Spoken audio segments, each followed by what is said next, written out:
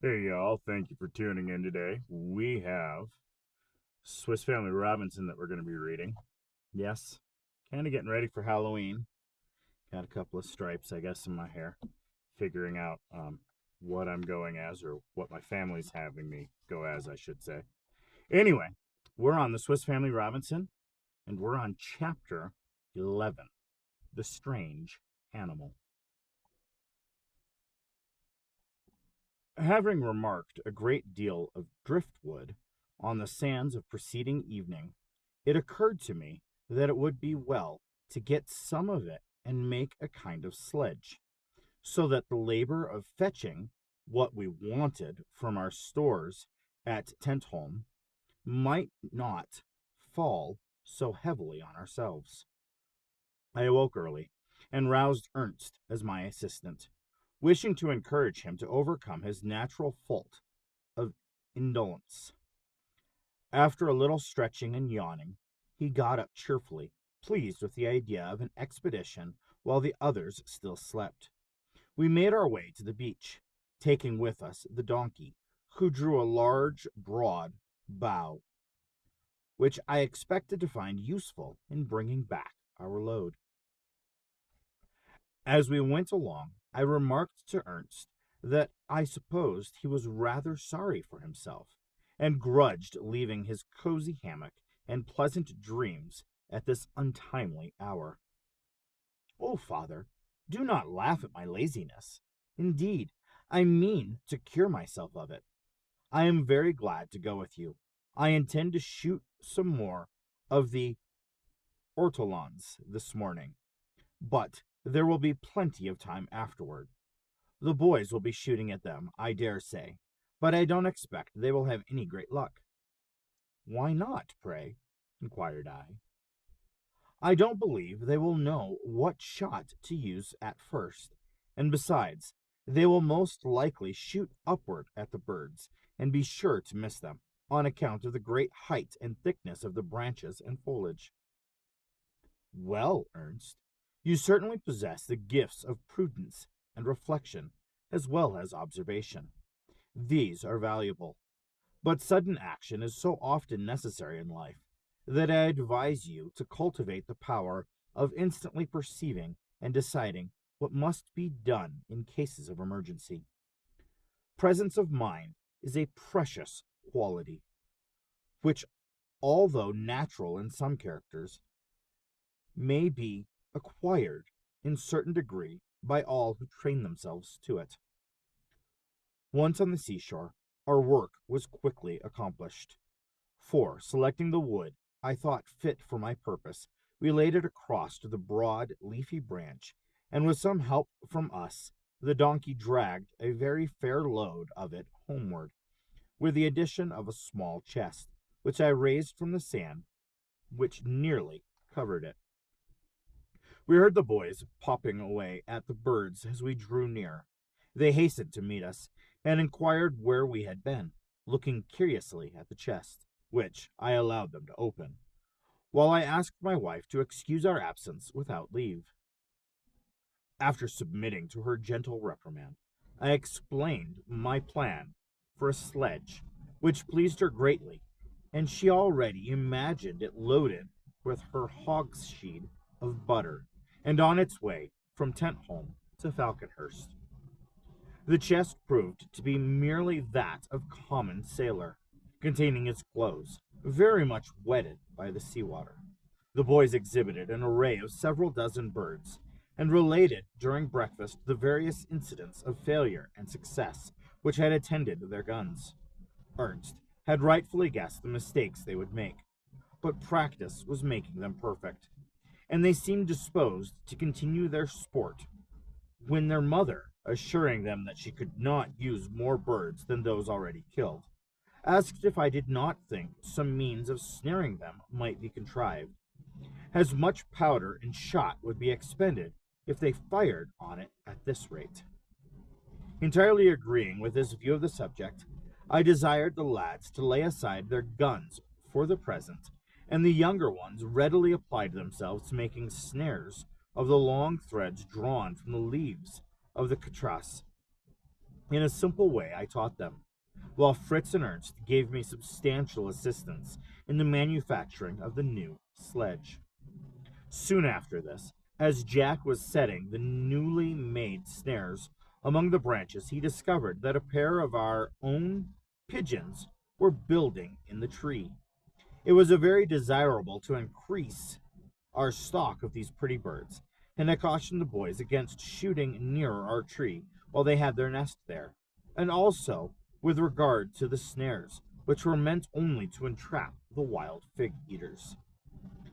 Although my sons were interested in setting the snares, they by no means approved of the new order to economize on the ammunition.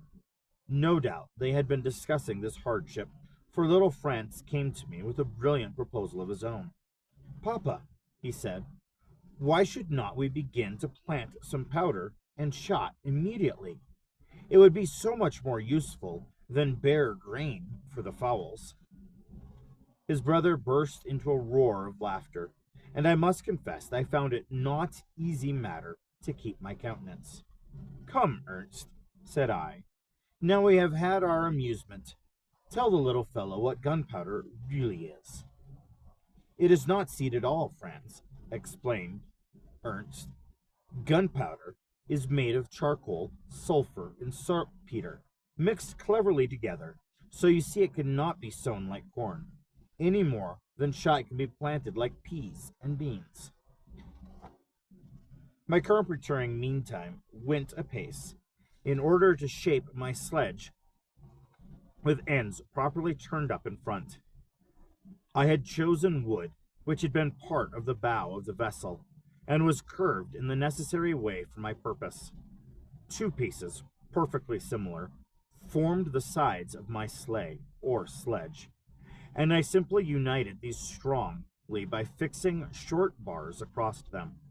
Then, when the ropes of the donkey's harness were attached to the raised points in front, the equipage was complete and ready for use. My attention had been some time wholly engrossed by my work, and I only now observed that the mother and her boys had been busily plucking above 24 of the wild birds, and were preparing to roast them, spitting in a row on a long, narrow sword blade belonging to one of our ship's officers. It seemed somewhat wasteful to cook so many at once, but my wife explained that she was getting them ready for the butter cask I was going to fetch for her on the new sledge, as I had advised her to preserve them half-cooked and packed in butter. Amused at her promptitude, I could do nothing less than promise to go for her cask after dinner. Early in the afternoon, Ernst and I were ready to be off, while we harnessed both cow and ass to the sledge, and accompanied by Juno, cheerfully took our departure, choosing the way by the sands, and reaching Tentholm without accident or adventure. The unharnessing the animals, we began at once to load the sledge, not only with a butter cask, but with a powder chest and a barrel of cheese, and a variety of other articles, ball, shot, tools, and Turk's armor, which he had left behind on our last visit. Our work had so closely engaged our attention that when we were ready to leave and go in search of a good bathing place, we discovered that our two animals had wandered quite out of sight, having crossed the bridge to reach the good pasture beyond the river. I sent Ernst after them, and went alone to the extremity of the bay. It terminated in bold and precipitous cliffs, which extended into the deep water, and rose abruptly so as to form an inaccessible wall of rock and crag. Swampy ground, overgrown with large canes, intervened between me and the cliffs. I cut a large bundle of reeds, and returned to Ernst. It was some time before I found him, comfortably extended full length on the ground near the tent, and sleeping as sound as a top, while the cow and ass, grazing at will, were again making for the bridge. "Get up, Ernst, you lazy fellow," exclaimed I, much annoyed. "Why don't you mind your business? Look at the animals. They will be over the river again." "No fear of that, father. returned he, with the utmost composure. I have taken a couple of boards off the bridge. They won't pass the gap. I could not help laughing at the ingenious device by which the boy had spared himself all the trouble. At the same time, I observed that it was wrong to waste the precious moments in sleep when duty has to be performed. I then bade him go and collect some salt, which was wanted at home, while I went to bathe. On coming back, much refreshed, I again missed Ernst, and began to wonder whether he was still gathering salt, or whether he had lain down somewhere to finish his nap, when I heard him loudly calling, "Father! Father! I've caught a fish! An immense fellow he is! I can scarcely hold him, he drags the line so." Hastening toward the spot, I saw the boy lying in the grass on a point of land close to the mouth of the stream, and with all his might keeping hold of the rod. The line was strained to the utmost by the frantic efforts of the very large fish, which was attempting to free itself from the hook. I quickly took the rod from him, and giving the fish more line, led him by degrees into shallow water. Ernst ran in with his hatchet and killed him. It proved to be a salmon of full 15 pounds weight, and I was delighted to think of taking such a valuable prize to the mother.